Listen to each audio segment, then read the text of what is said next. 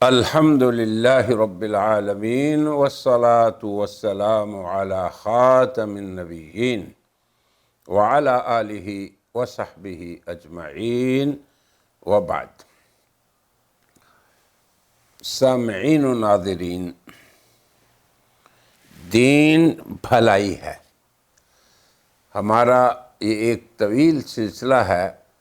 اور اس کا یہ 25واں مقالہ ہے، جس کا عنوان ہے کہ قادیانیت اپنی مطلب براری کے لیے کیا کیا اسلوب اختیار کرتی ہے، اور ان میں سے پہلا اسلوب اس کا یہ ہے کہ دعوے شرعی کرتی ہے اور دلیل غیر شرعی دیتی ہے۔ تو اپنی پہلی مجلس میں اس کا ہم نے ایک نمونہ پیش کیا تھا، اور وہ یہ تھا کہ دعویٰ تو مرزا صاحب کرتے ہیں کہ میں نبی ہوں،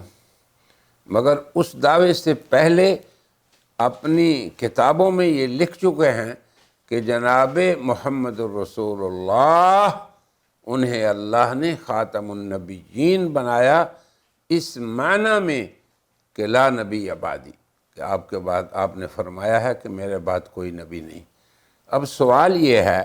کہ آپ صلی اللہ علیہ وسلم کا خاتم النبیین ہونا اور قرآن کا اسے بیان فرمانا اور احادیث رسول صلی اللہ علیہ وسلم لاتعداد انداز میں آیات قرآن کثیر تعداد میں اس مفہوم کو بیان کریں، اور خود جناب مرزا غلام احمد قادیانی بھی اسے مانیں اور بڑی شدت اور قوت سے یہ بیان کریں کہ حضور کے بعد دعوی نبوت اس لیے محال ہے کہ نبی پہ وحی آتی ہے اور وحی کا آنا بند ہو چکا ہے، اور اس کا مسدود دروازہ کوئی نہیں کھول سکتا، یہ مستحیل ہے، اس لیے نبوت بھی ایک مستحیل امر ہے۔ اب یہاں پہ بات بتانے کی یہ ہے کہ مرزا صاحب نے پھر کیوں کر نبوت کا دعویٰ کر دیا؟ العیاذ باللہ، معاذ اللہ، کیا قرآن حکیم اللہ کی مطلوب اور محفوظ وحی اس سے بڑی کوئی دلیل انہیں مل گئی؟ کیا محبت قرآن جناب رسول اللہ صلی اللہ علیہ وسلم کے فرامین ان سے بڑا کسی کا فرمان مل گیا؟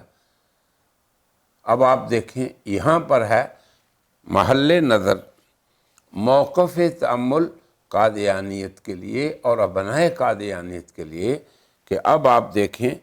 کہ مرزا صاحب کس طرح اپنے دعوے کو ثابت کرنے کی کوشش کرتے ہیں۔ دلائل تو وہ پہلے دے چکے کہ حضور اکرم صلی اللہ علیہ وسلم الا تعلم ان الرب الرحیم جعل نبینا صلی اللہ علیہ وسلم خاتم النبیین، کہتے ہیں کہ اے مخاطب، تجھے پتہ نہیں کہ اللہ رب العالمین نے ہمارے نبی کریم کو خاتم النبیین بنایا، اور ان کے بعد کوئی نیا نبی نہیں آئے گا، اور دعوی نبوت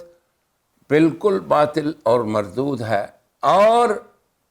وحی کا نزول بھی مستحیل ہے۔ کئی جگہ انہوں نے یہ بات لکھی، مگر اب آپ دیکھیں کہ مرزا صاحب کس طرح وہ اپنی نبوت کو ثابت کرتے ہیں۔ یہ تھی اصل بات جو ہم پچھلے حلقے میں کر رہے تھے پہلے میں۔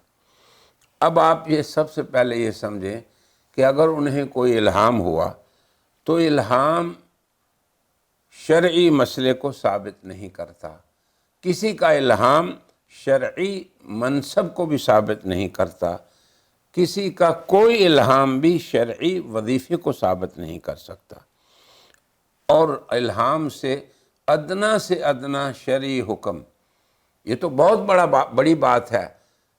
عقیدے کی بات کہ حضور کے بعد نبی آ سکتا ہے، یہ تو بہت بڑی بات ہے۔ الہام سے تو مستحب، سنت اور ادنا درجے کا حکم شرعی بھی ثابت نہیں ہوتا۔ اب وہ وحی جو وحی قرآنی کے خلاف ہو، اور وہ وحی جو وحی نبوت محبت قرآن کے کے اقوال کے خلاف ہو، اس کے بارے میں اللہ تعالیٰ کا کیا فرمان ہے، یہ بات ہے سمجھنے والی۔ اللہ تبارک و تعالیٰ قرآن حکیم میں فرماتے ہیں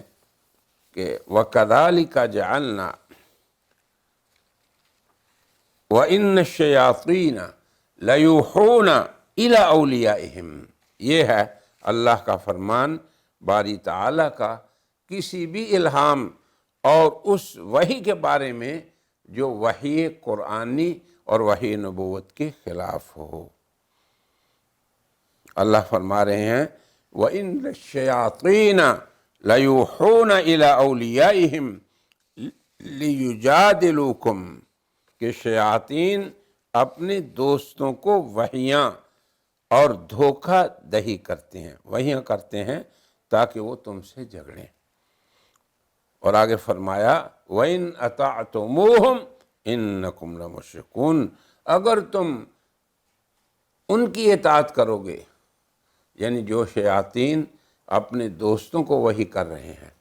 تو پھر کیا ہوگا؟ تو تم بھی مشرک ہو جاؤ گے۔ اب نبوت کے باب میں مرزا صاحب کی دلیل دیکھیے، وہ حقیقت الوحی کے صفحہ 150 میں کہتے ہیں مگر بعد میں، یعنی اس ساری تفصیل کے بیان کرنے کے بعد اور اس عقیدے کو لکھنے کے بعد اپنی کتابوں میں، نہ ہی کوئی نبی آئے گا، یہ ساری چیزیں مستحیل ہیں۔ پھر وہ کہتے ہیں بعد میں جو خدا تعالیٰ کی وحی بارش کی طرح میرے اوپر نازل ہوئی، یہ ہے مرزا صاحب کا استدلال۔ اب آپ یہ دیکھیں کہ یہ وحی جو مرزا صاحب کی ہے، جو ان پہ بارش کی طرح آئی ہے، نہ قرآن کی وحی ہے، نہ حدیث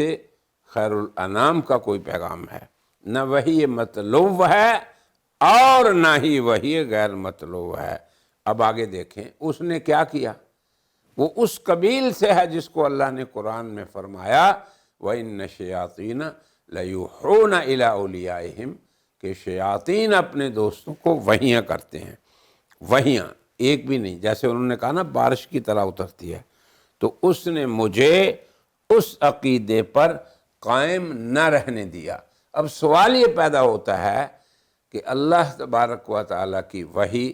قرآن کی شکل میں آپ کے پاس موجود ہے، پھر بیان قرآن کی صورت میں احادیث خیر الانام آپ کے پاس موجود ہیں۔ اب ان کے ہوتے ہوئے پھر پوری امت مسلمہ کا تواتر سے یہ عقیدہ ہے کہ حضور اکرم صلی اللہ علیہ وسلم کے بعد کوئی نبی نہیں آنے والا، اس دنیا میں اللہ کسی کو نبی مبعوث نہیں فرمائیں گے۔ حضرت عیسیٰ علیہ السلام کی جو آمد ہوگی تو وہ پہلے مبعوث ہو چکے ہیں، جو آپ کی خاتمیت نبوت کے لیے کوئی اس میں فرق نہیں پڑے گا۔ تو اب آگے دیکھیں، وہ کہتے ہیں کہ صریح طور پہ نبی کا خطاب دیا۔ اب یہ خطاب حضرت عیسیٰ علیہ السلام کی آمد کے سراسر خلاف ہے کہ ان کو خطاب نبوت حضرت صلی اللہ علیہ وسلم سے سینکڑوں برس پہلے مل گیا، جیسے کہ ہم نے ایک اور اپنے مجلس میں ذکر کیا تھا کہ جب پیدا ہوئے بلا باپ کے معجزانہ طور پہ، اور لوگوں نے کہا یا مریم یہ کہاں سے آیا، تو انہوں نے فرمایا کہ اشارت الیہ، اس بچے سے پوچھو۔ تو اب دیکھیں عیسیٰ علیہ السلام کو کب نبی کہا گیا یا انہیں نبوت کا کب اعلان کر دیا، یہ دیکھیں ولادت ہو رہی ہے اور سینکڑوں برس نزول قرآن سے پہلے وہ کہہ رہے ہیں قال انی عبد اللہ وجعلنی نبیا، کہ میں اللہ کا بندہ ہوں اور اللہ نے مجھے نبی بنایا۔ اب مرزا صاحب کب کہہ رہے ہیں؟ حضور اکرم صلی اللہ علیہ وسلم کی بعثت کے کئی سینکڑوں برس بعد یہ کہہ رہے ہیں کہ اس وحی میں جو بارش کی طرح اتر رہی تھی اس میں مجھے نبی کا خطاب ملا۔ اب آپ خود سوچیں حضرات کرام، اور خصوصاً ابنائے قادیانیت، کہ اب یہ وحی کیا ہوئی؟ تو وہ وحی جو قرآنی وحی کے خلاف ہو، اس کے بارے میں خود قرآن یہ کہہ رہا ہے وَإِنَّ الشَّيَاطِينَ لَيُوحُونَ إِلَىٰ أَوْلِيَائِهِمْ، کہ شیطان وہ وحیاں کرتے ہیں اپنے دوستوں کو۔ تو یہ وہ اسلوب تھا جس کی طرف ہم نے اشارہ کیا کہ دعوی نبوت ایک شرعی دعویٰ ہے، مگر اس کے لیے دلیل کتاب و سنت سے، مخالف کتاب و سنت وہی جو مرزا صاحب کی اپنی خود ساختہ وہی ہے، خود ساختہ الہام ہے، اس کو بنانا یہ شرعی دعوے کو غیر شرعی اسلوب سے بیان کرنا ہے۔ تو یہ قادیانیت کا پہلا اسلوب ہے، جس کے بارے میں ہم اپنے پہلی مجلس میں بات کر چکے ہیں اور آج بھی اس مجلس میں ہم نے بات کی ہے۔ تو آج کے اس حلقے کو ہم اسی پہ ختم کرتے ہیں اور یہ کہتے ہیں کہ اللہ تبارک و تعالی ہماری ان باتوں پہ ابنائے قادیانیت کو غور کرنے کی توفیق عطا فرمائے، اور اللہ تعالی اہل اسلام کو اپنے عقائد پر استقامت اور قادیانیت کے ابناء کو اپنے ان عقائد سے توبہ کرنے کی توفیق عطا فرمائے۔ اور آخر میں ایک کلمہ سن لیں کہ اگر انسان کے قلب میں کوئی خیر کا کام، خیر کا امر واقع ہو اور وہ اسے اللہ اور رسول اور کتاب و سنت کی اطاعت اور جس سے اس کی آخرت سنور سکے اس پر ابھارے، تو یہ رحمانی الہام ہے۔ اور اگر انسان کا الہام نفسانی خواہش کی پیروی کرنے کا داعی ہو تو یہ شیطانی الہام ہے۔ اب آپ خود دیکھ لیں کہ یہ جو مرزا صاحب فرما رہے ہیں کہ بارش کی طرح وحی اترتی تھی، یہ آپ خود ہی فیصلہ فرما لیں کہ قرآن کی وحی کے بھی خلاف ہے اور احادیث خیر الانام ان کے بھی خلاف ہے، اور امت مسلمہ کے 1400 سالہ پرانے اور قدیم اور متواتر عقائد کے بھی خلاف ہے۔ اس لیے حل صرف یہی ہے کہ قادیانیت غور کریں، اور ابنائے قادیانیت ان کو مخلصانہ ہماری اپیل ہے کہ وہ حق کی طرف عود کریں اور حق کو قبول کر لیں۔ یہی ہم مؤدبانہ گزارش کریں گے اور یہی ہماری مخلصانہ دعوت ہے۔ وآخر دعوانا ان الحمد للہ رب العالمین۔